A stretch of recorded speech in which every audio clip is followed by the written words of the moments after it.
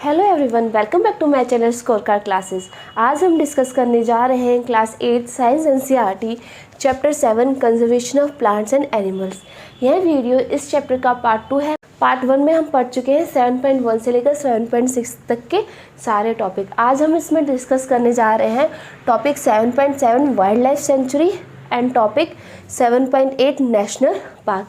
ये दोनों टॉपिक हम साथ में इसलिए पढ़ रहे हैं, नॉर्मली बच्चों को इन दोनों टॉपिक्स के बीच में कन्फ्यूज़न होती है कि नेशनल पार्क भी सेम चीज़ है और वाइल्ड लाइफ सेंचुरी, तो गवर्नमेंट को इन दोनों को अलग अलग बनाने की क्या ज़रूरत पड़े। अगर हम इन दोनों को साथ में पढ़ेंगे तो हमें इनका डिफ्रेंशिएट भी ईजिली समझ में आ जाएगा कि wild life sanctuary national park से कैसे डिफरेंट है। तो वाइल्ड लाइफ सेंचुरी का अगर हम फर्स्ट पॉइंट देखें तो it gives protection only wild life animals. अब आप इसको याद कैसे करोगे, इसमें वाइल्ड लाइफ आ रहा है ना स्टार्टिंग में, तो इसका मतलब ये सिर्फ प्रोटेक्शन प्रोवाइड कर रही है ओनली किसको, वाइल्ड लाइफ एनिमल्स को। ये सिर्फ एनिमल्स को प्रोटेक्ट करने के लिए बनाई गई है क्या, वाइल्ड लाइफ सेंचुरी। ठीक है। सेकंड, नेशनल पार्क है, ये प्रोटेक्शन गिव करता है बोथ फ्लोरा एंड फोना, यानी कि जो नेशनल पार्क है ये आपके प्लांट्स को भी प्रोटेक्ट करेगा प्लस आपके एनिमल्स को भी प्रोटेक्ट करेगा। लेकिन वाइल्ड लाइफ सेंचुरी बनाई गई है सिर्फ एनिमल्स को प्रोटेक्ट करने के लिए। ठीक है। वाइल्ड लाइफ सेंचुरी के अंदर हम ग्रेजिंग कर सकते हैं, हम अपने जानवरों को ले जाकर वहाँ पर चरा सकते हैं, लेकिन नेशनल पार्क में हमें ग्रेजिंग करना अलाउड नहीं है।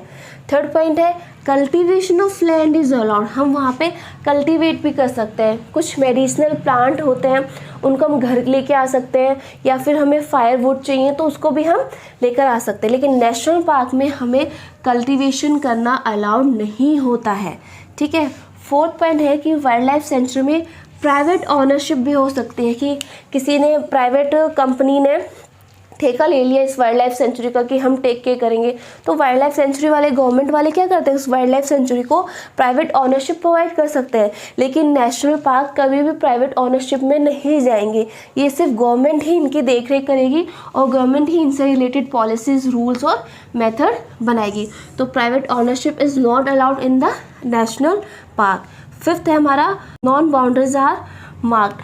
वाइल्ड लाइफ सेंचुरी की कोई भी बाउंड्रीज फिक्स नहीं होती है, या फिर हम बोल सकते हैं कोई बाउंड्री मार्क नहीं होती कि इस पर्टिकुलर एरिया से पर्टिकुलर एरिया के बीच में जो जगह वाइल्ड लाइफ सेंचुरी है, ऐसा नहीं है। ठीक है। लेकिन नेशनल पार्क की जो बाउंड्रीज होती है वो मार्क होती है, यानी नेशनल पार्क की बाउंड्रीज क्या होती है, फिक्स होती है, और हमारी वाइल्ड लाइफ सेंचुरी की बाउंड्रीज क्या होती है, नॉट फिक्स्ड। इसकी बाउंड्रीज फिक्स्ड नहीं होती है।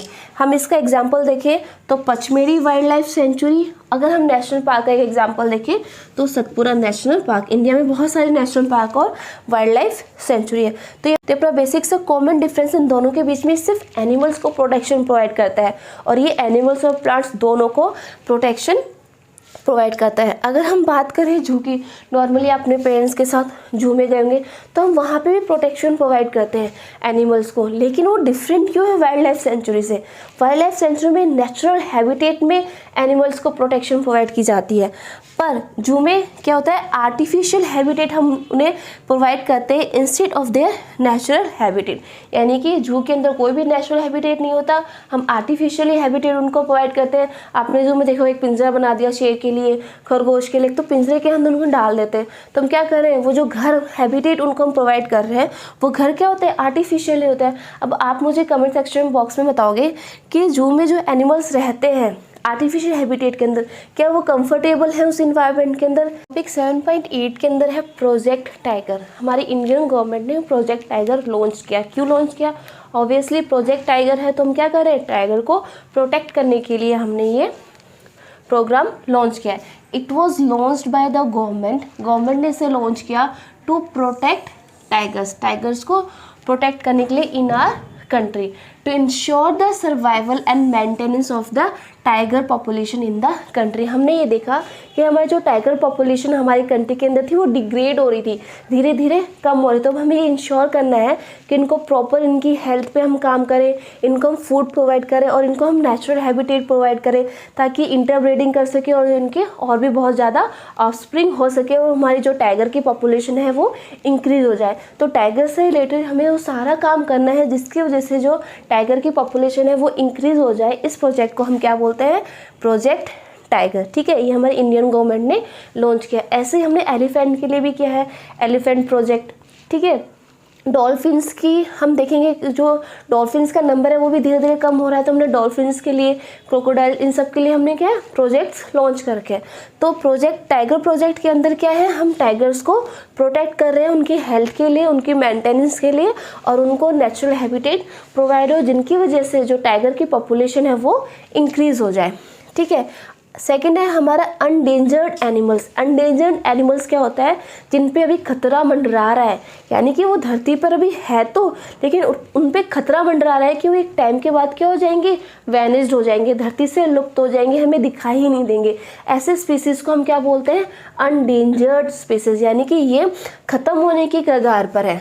Animals whose number are diminishing, कम हो रहे हैं, to a level that they might be get extinction, एक टाइम के बाद ये क्या हो जाएंगे, धरती से लुप्त हो जाएंगे। तो ऐसे एनिमल्स जिनका पॉपुलेशन डे बाय डे क्या हो रहा है, कम होता जा रहा है, और एक टाइम के बाद ये क्या ये धरती से क्या हो जाएंगे, खत्म हो जाएंगे, लुप्त हो जाएंगे। इनका एग्जाम्पल है वाइल्ड बफेलो, आप ऊपर डायग्राम में भी देख सकते हैं, बारहसिंगा, अपना टाइगर, ये सब क्या है, अनडेंजर्ड एनिमल्स है। इन पे क्या है, खतरा मंडरा रहा है कि एक टाइम के बाद अगर हमने इन लोगों की टेक केयर नहीं की, अगर हमने डिफॉरेस्टेशन की वजह से इनका नेचुरल हैबिटेट छीन लिया, तो एक टाइम के बाद ये क्या हो जाएंगे, वैनिस्ड हो जाएंगे धरती के अंदर से। ऐसे एनिमल्स को, ऐसे स्पीसीज को हम क्या बोलते हैं, अनडेंजर्ड एनिमल्स, और मे बी अनडेंजर्ड स्पीसीज। अनडेंजर्ड स्पीसीज के अंदर प्लांट्स भी आ जाएंगे। ठीक है, मैंने पहले ही आपको बता दिया था कि इकोसिस्टम क्या होता है। इकोसिस्टम क्या होता है, the interaction between the biotic living organism and abiotic, यानी कि नॉन लिविंग ऑर्गेनिज्म के फैक्टर्स के बीच में जो इंटरेक्शन होता है वो हमारा क्या मेंटेन करता है, इकोसिस्टम। यानी कि जो बायोस्फीयर के अंदर हमारा लिविंग और नॉन लिविंग के साथ में जो रिलेशनशिप है वो हमारा क्या कहलाता है, इकोसिस्टम। हमारी फोर्थ डेफिनेशन है एक्सटिंक्ट, यानी कि एक्सटेंड हो चुके हैं, खत्म ही हो चुके हैं। Extinct species are those species which are present in the past, जो पास्ट में तो प्रेजेंट थे but now they are completely vanished, अब वो बिल्कुल भी नहीं है, यानी कि इनकी जो प्रजाति है धरती से इनका नामो निशान क्या हो गया, हट चुका है। अब ये धरती पर मिलते ही नहीं, सिर्फ क्या मिलता है, इनका नाम सुनने को मिलता है। एग्जाम्पल क्या है, डायनासोर। तो आप वो डायग्राम में देख सकते हैं, डायनासोर आपने देखा है क्या ये आसपास, किसी ने नहीं देखा होगा। क्यों, क्योंकि डायनासोर क्या है, एक्सटिंक्ट स्पीसीज के अंदर आते हैं, ये धरती से वैनिस्ड हो चुके हैं, अब धरती पर मिलते ही नहीं है। और ये अगर ये अनडेंजर्ड एनिमल्स जो हमारे पास है, अगर हमने इन पे ध्यान नहीं दिया तो ये सारे के सारे किस कैटेगरी के अंदर आ जाएंगे, एक्सटिंक्ट कैटेगरी के अंदर आ जाएंगे। इसलिए हमें हमारे नेचुरल हैबिटेट को, हमारे आसपास के इन्वायरमेंट को, हमारे फॉरेस्ट रिजर्व के साथ कभी भी छेड़छाड़ नहीं करनी चाहिए। Topic 7.9 red data book. अब रेड डेटा बुक क्या होती है, it is a book which has a list of endangered species. ऐसे बुक जिसके अंदर हम अनडेंजर्ड स्पीसीज है हमारे, कौन कौन से स्पीसीज, प्लांट्स और एनिमल्स, ऐसे स्पीसीज जो अनडेंजर्ड कैटेगरी में आते हैं। जैसे कि मैंने आपको बताया है कि अगर हमने इन पे ध्यान नहीं दिया तो ये स्पीसीज कुछ टाइम बाद क्या हो जाएंगे, एक्सटिंक्ट हो जाएंगे। तो इस रेड डाटा बुक के अंदर क्या किया हमने, अनडेंजर्ड स्पीसीज जो हमारे, ऐसे स्पीसीज जो जिन पे अगर हमने ध्यान नहीं दिया तो कुछ टाइम बाद ही क्या हो जाएंगे, वैनिस्ड हो जाएंगे अर्थ से। तो हमने उनके कर रखी है, लिस्ट बना रखी है। अभी सारी लिस्ट हम यहाँ ब्रेन में तो रख नहीं सकते और हमें याद भी नहीं सकता कि कौन कौन से स्पीसीज अनडेंजर्ड है, तो हमने इनको क्या किया, एक लिस्ट बनाई और इसको क्या दे दिया, एक बुक के फॉर्म में दे दिया। हमने इसको एक डायरी में लिख दिया, उस डायरी को हमने क्या बोला, उस बुक को हमने क्या बोला, रेड डेटा बुक। यानी कि एक बुक है, इसमें कुछ भी नहीं है, सिर्फ लिस्ट है किसका, अनडेंजर्ड स्पीसीज का। वो भी इसलिए कि हमें ये पता होना चाहिए कि हमें कौन कौन से स्पीसीज, ऐसे कौन कौन से प्लांट्स और एनिमल्स हैं जिन पे हमें ध्यान देने की ज़रूरत है। अगर इंटरनेशनली हमने इन स्पीसीज पे ध्यान नहीं दिया तो ये वर्ल्ड से, धरती से क्या हो जाएंगे, इनका नामो निशान खत्म हो जाएगा। और ये मेंटेन होती है इंटरनेशनली बाय एन ऑर्गेनाइजेशन, एक ऑर्गेनाइजेशन फॉर्म की हुई है जो कंजर्व करता है प्लांट और एनिमल्स और इनके इशू के बारे में सोचता है, और यही क्या करता है, पब्लिश करता है रेड डेटा बुक। इसके अंदर ये इंटरनेशनली जो स्पीसीज है उनके बारे में लिखा होता है। वैसे ही हमारी इंडियन गवर्नमेंट जो इंडिया के अंदर जो अनडेंजर्ड स्पीसीज है उनके लिए रेड डेटा बुक पब्लिश करती है। अब हमारा नेक्स्ट टॉपिक है 7.10 माइग्रेशन। माइग्रेशन क्या होता है, सपोज करो मैं एक पॉइंट पे रह रही हूँ, अब मुझे यहाँ का क्लाइमेटिक कंडीशन अच्छा नहीं लग रहा, मुझे यहाँ पे बहुत गर्मी लग रही है, तो अब मैं यहाँ से कहाँ जा रही हूँ, मनाली जा रही हूँ। अब मनाली जाके सेटल हो गई, तो मैंने गर्मी के दिनों मैंने क्या किया, ए प्लेस को छोड़ के मैं कहाँ चली गई, बी प्लेस पे छोड़ गई। एक जगह से दूसरी जगह मूव करना ही क्या कहलाता है, migration. Migration is the phenomena of movement, यानी कि क्या कर रहे हैं हम, सिर्फ मूवमेंट कर रहे हैं, यानी कि इसके अंदर जो स्पीसीज है अपनी ओरिजिनल जगह को क्लाइमेटिक कंडीशन के कारण क्या कर लेते हैं, चेंज कर लेते हैं, यानी कि वो एक जगह से दूसरी जगह माइग्रेट कर लेते हैं, उसी को क्या बोलते हैं, माइग्रेशन। और माइग्रेशन क्यों करते हैं, वो क्लाइमेटिक चेंजेस की वजह से माइग्रेशन करते हैं। और क्लाइमेटिक चेंज की वजह से माइग्रेशन क्यों करते हैं, ब्रीडिंग के लिए, बच्चे पैदा करने के लिए, फूड खाने के लिए, क्योंकि जहाँ पे वो रह रहे हैं क्लाइमेटिक कंडीशन की वजह से ना तो वहाँ पे ब्रीड कर पा रहे हैं, अगर अपने बच्चों को जन्म देंगे तो एक प्रॉपर कंडीशन, प्रॉपर इन्वायरमेंट नहीं मिलेगा उनके बच्चों को, और दूसरी बात फूड खाने को नहीं मिल रहा। तो इन दोनों कंडीशन के कारण ये अपनी ओरिजिनल जगह से क्लाइमेटिक कंडीशन की वजह से एक जगह से दूसरी जगह माइग्रेट करते हैं। इस प्रोसेस को हम क्या बोलते हैं, migration. Migration is the phenomena of movement of a species from its own habitat, अपने हैबिटेट को छोड़ के टू सम अदर हैबिटेट, दूसरे हैबिटेट में जाते हैं, बिकॉज ऑफ क्लाइमेटिक चेंजेस, क्योंकि वहाँ का इन्वायरमेंट में जो क्लाइमेट है वो क्या हो गया, चेंज हो गया। For a particular time period, यानी कि एवरी ईयर, यानी कि हर साल एक टाइम पीरियड पे वो क्या करते हैं, माइग्रेट करते हैं। और स्पेसिफिक पर्पस क्या होता है उनका, स्पेशली ब्रीडिंग और फूड के लिए। एग्जाम्पल अगर हम इसका देखें तो इसका एग्जाम्पल है एमू। ये एमू क्या करता है, ड्यूरिंग समर, ठीक है, गर्मियों के दिनों में वेस्टर्न ऑस्ट्रेलिया से नॉर्थ ऑस्ट्रेलिया क्या करता है, ये माइग्रेट करता है for breeding and food. Topic 7.11 recycling of paper. जो पेपर हम यूज़ करते हैं अपने नोटबुक में यूज़ करते हैं उसको हम रिसाइकल करना है। अब हमें इसको रिसाइकल करने की ज़रूरत क्यों पड़ी, क्योंकि पेपर किससे बनता है, पेपर बनता है ट्रीज से। अगर हमें पेपर चाहिए तो हमें क्या चाहिए, ट्रीज चाहिए, और ट्रीज के लिए हमें क्या करना पड़ेगा, ट्रीज चाहिए तो हमें क्या करना पड़ेगा, डिफॉरेस्टेशन करना पड़ेगा। फिर डिफॉरेस्टेशन होगा तो जो पूरी रामायण हमने पढ़ी वो सारी की सारी क्या हो जाएगी, वेस्ट हो जाएगी। इसका मतलब हमें पेपर को क्या करना है, रिसाइकल करना है। क्यों, it takes 17 full grown trees, one किसको बनाने के लिए, 1 टन ऑफ पेपर अगर हमें बनाना है तो हमें 17 फुल ग्रोन ट्रीज चाहिए होंगे, किसके लिए, 1 टन पेपर बनाने के लिए, ठीक है। यानी कि अगर हमें 1 टन पेपर चाहिए तो हमें इतने सारे ट्रीज को काटना पड़ेगा, 2 टन चाहिए तो उसका डबल, और इतने सारे टन्स ऑफ पेपर हमें चाहिए तो हमें ट्रीज की क्या करनी पड़ेगी, कटिंग करनी पड़ेगी। ट्रीज की कटिंग को हम कैसे रोक सकते हैं, अगर हम इस पेपर को क्या करें, रिसाइकिल करें। एक पेपर जब ट्रीज कटने के बाद बनता है तो वो 5 to 7 टाइम्स हम उसको क्या कर सकते हैं, रिसाइकिल कर सकते हैं।